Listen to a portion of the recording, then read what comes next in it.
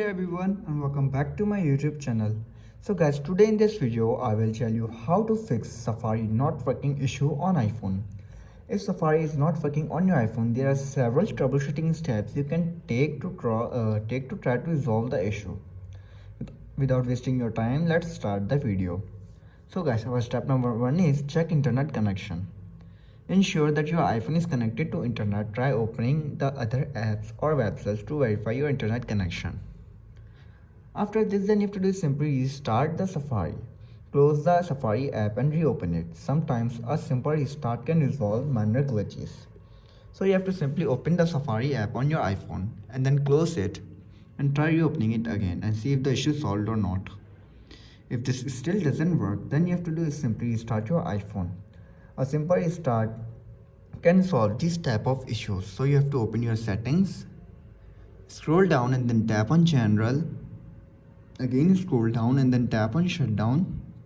Shut on your iPhone and then restart it after 15 to 20 seconds later. If restarting doesn't work, then you have to do is check for iOS update.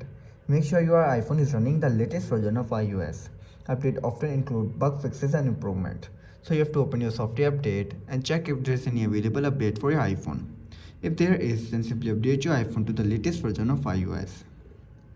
So guys, after trying these steps and you're still facing the issue, then you have to do is check your date and time settings.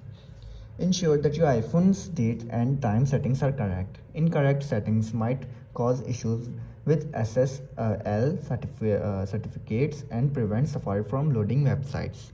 So you have to open your date and time and you have to make sure that set automatically is enabled. So guys, after trying these all steps and you're still facing the issue, then I will suggest you to do reset your network settings. In some cases, network related issues could be affecting Safari.